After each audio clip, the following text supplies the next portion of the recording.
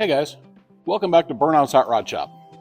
Well, it's January already, and I see a lot of other YouTubers out there doing a state of the fleet video.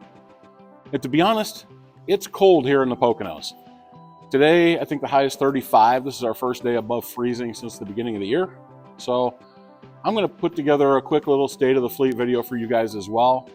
Kind of show you what we've got, what we've been working on this past year, and what I plan on doing with each one of these things coming into 2025.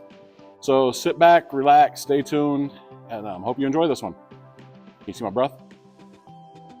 Anyway, this should be fun. All right, so first up, we have my 1973 Harley-Davidson Super Glide, affectionately known as a shovelhead. So this one, I don't have a whole lot of plans for this coming year, other than to ride it and enjoy it. This past year, I rebuilt the carburetor on it. I put floorboards on it. And I think I did the straight pipe exhaust at the beginning of the year. So other than doing an oil change, enjoying the ride, and of course it's a shovel head, so fixing whatever it is it needs fixed along the way. I don't see a whole lot more in the cards for this one in 2025. At some point, I have debated doing a Springer front end, but I do like this 06 Deuce front end. So we'll see if that ever happens. It needs a good clean, good polish, but that's really it. Next to that one, over here around some of the tables and stuff I have out here, is my 2014 Victory Cross Country Tour.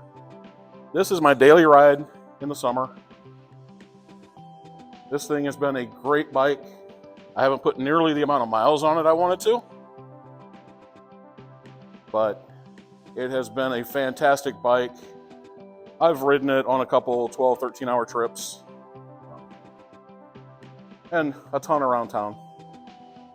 It's been a great bike. I don't see a lot happening to this one this year other than riding it, maintaining it, doing the things that need to be done. Over here, kind of buried in these bags of shop rags, is my 1993 Harley-Davidson Sportster. It started life as an 883. The guy I got it from said a 1250 kit had been done to it. Currently, it's got a dead battery, so it'll be getting a battery next year. This one, though, if you're in the market for a bike, it may be for sale next year. We don't really ride it. We don't really do much with it. I take it out a couple times a year, and that's about it. And since I've got these two to ride, that one's always third on the list. So that'll cover the bikes. Next up, we have the 1949 Chrysler Windsor. It's a four-door, has a straight six, flathead six in it, stock engine. I think it was a 251 cubic inch, straight six. It's just been a good survivor. First thing I want to do is try to cold start it. We'll see how that works. I did crank it a few times just to let it pump fuel up to the engine, but I didn't fire it up.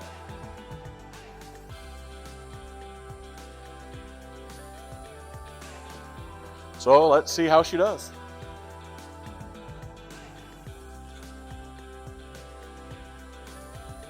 Turn the key on, two pumps.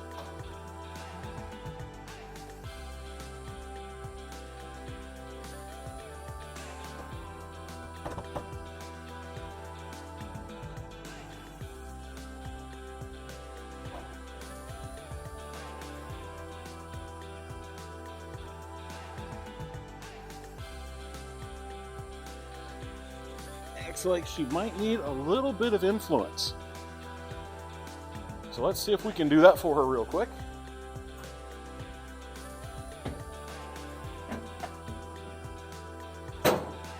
Now I know a lot of other YouTubers will tell you,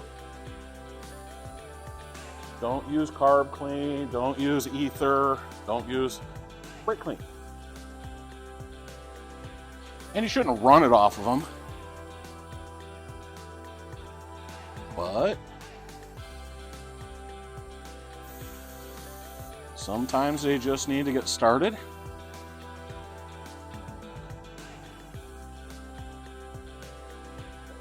especially these old 6-volt cars, they need all the help they can get.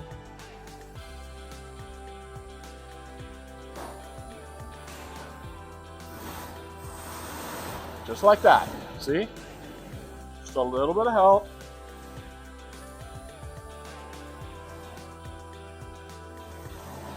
And the old Flathead 6 does just fine. So as you saw, we got her to start. Just a little shot of brake cleaner.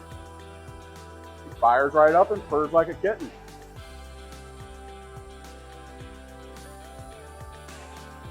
Got that nice little Chrysler Flathead 6. That is not the factory carburetor. That is a Carter, but it's a newer Carter that's supposed to be on a Ford 306 out of like a 77 F100. And it's a Chinese knockoff I picked up on Amazon back at the time for like $50. I think now they're closer to $100. But it's went 3 years or 4 years now without an issue. Every once in a while it sucks a little air underneath it.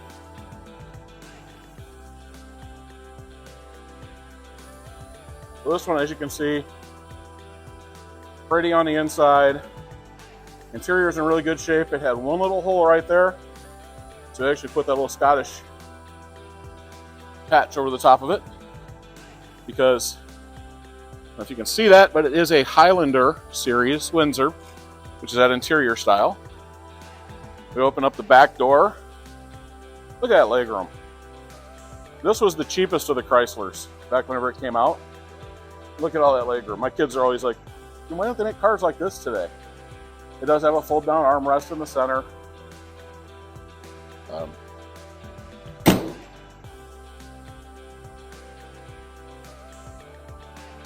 Climb in real quick. There's a Highlander badge. Chrysler crown. Simple dash controls.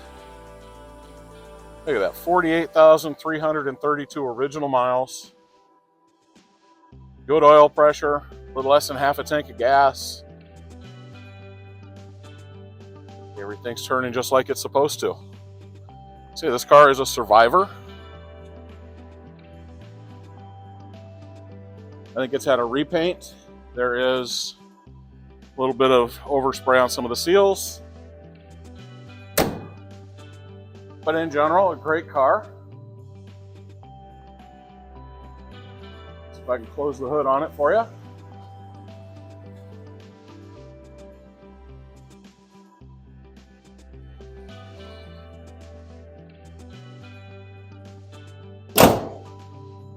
You can see we did some custom pinstriping to it 2 years ago.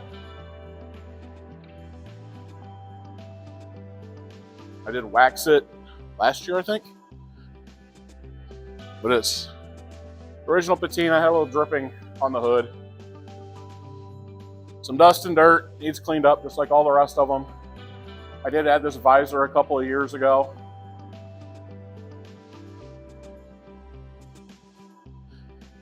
It does need exhaust. It's got a couple of holes in it. Brakes are all new, gas tank's all new. Complete all the way front to back, tank lines, all of it. And then the same with the brakes from master cylinder out to all 4 wheel cylinders and shoes. I did not replace the drums. They didn't need it.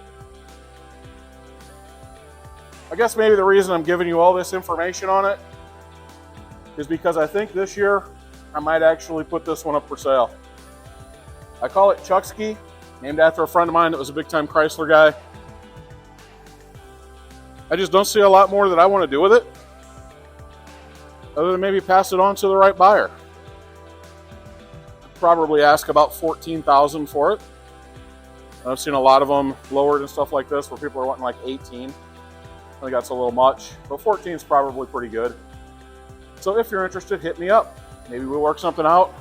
Always interested in trades, whether it's for the Sportster or for this. Cool trades are cool trades, right?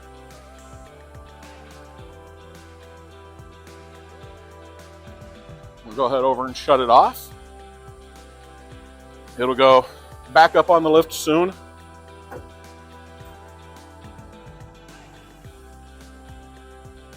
And the ram will go underneath. And that takes us here. So now this is a project a lot of you guys have been seeing and paying attention to. This is the 1946 Ford pickup. I originally purchased this in 1987 from my neighbor, Tommy Potter. We did a little bit of work to it, made this frame, tying in a front frame section from a 71 Mercury Marquis to the original 1946 frame. And then it sat in my dad's garage from about 1988 when I got my first Cobra until last year, or I guess 2023 now, on Labor Day. So we've been knocking out work on this, my son and I. Although it's been cold, we haven't gotten a lot done with cold temperatures the last couple of weeks and holidays. But we do have the floor all welded in, the cross braces. Now we need to make cab mounts. So we'll go into this hole.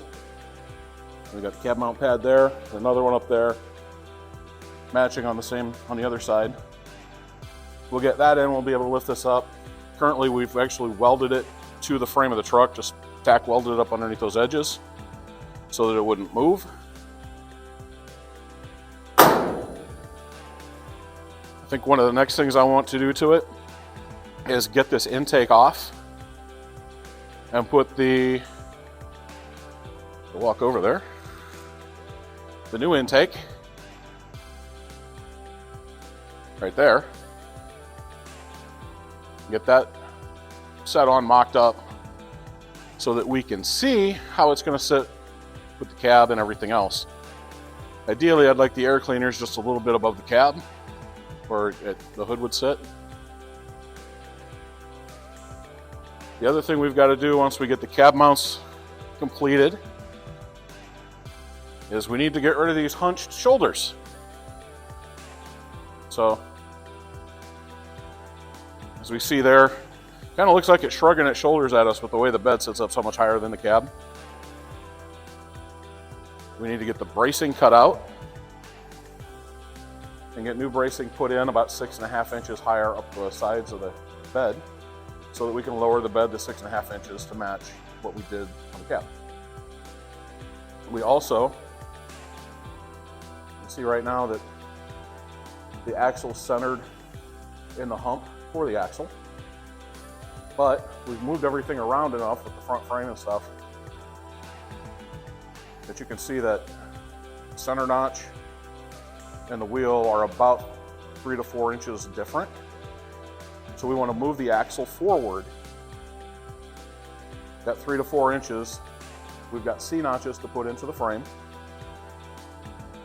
That'll move the drive shaft forward, and that will help take care of all that space we have right now on the yoke. So you can see there that the yoke is sticking out way too far. So that's kind of our next up stuff, is we want to get that intake set on, I want to get the cab mounts made, I want to move the rear end forward, get the C-notches in, then we can redo the bracing for the bed, get the bed lowered down to match the cab. Then we're on to sheeting the floor, sheeting the bed, doing our wiring, all of that kind of stuff. So again, this is going to be the big project of 2025. I would really, really like to have this thing on the road in the summer of 2025. Not good for long hauls, but maybe be able to run it to a cruise night or something here in town. So we'll see. Next up out here in the barn, we have the 1988 Ram, our shop truck. And this has a few projects I want to get done to it next year. One is it needs cleaned. It has salt and stuff on it from the roads. I want to get all that off. I want to possibly patch the bed. I'm not sure yet. But I would definitely like to get the bed lined and do a spray and liner, because currently it has no rust and I'd like to keep it that way. See, it's in really good shape. And underneath, the floors and everything are just as clean. The only rust really are these wheel well arches. Up underneath, it's got a little bit of surface rust. The edge of the door has a little bit of rust. But up underneath, I want to get all that cleaned up, wire wheeled, and then a rust encapsulator paint put on the frame and put on the bottom side of the bed in the cab and all that. And for those of you that were wondering about the shine stuff that I put on, drawing a blank on the name of it right now, it is holding up really well. I did that back in October, and I mean, as you can see by the salt and road debris on it, it's been driven, it's not been babied. And it still has a shine across it, has that kind of flat sheen to it. Everything still seems to be in really good shape. Water still beads up and all that good stuff. Interior wise, I think I've pretty much done everything I'm going to do to it. Sort of vacuuming it again and cleaning it up again. Took the armrest out, so we had my daughter and her boyfriend in the truck last week. So I needed to take that out, but I'll pop that back in. New stereos in it, dash lights are changed out, steering wheel's changed out. So all in all, this has been a really good truck.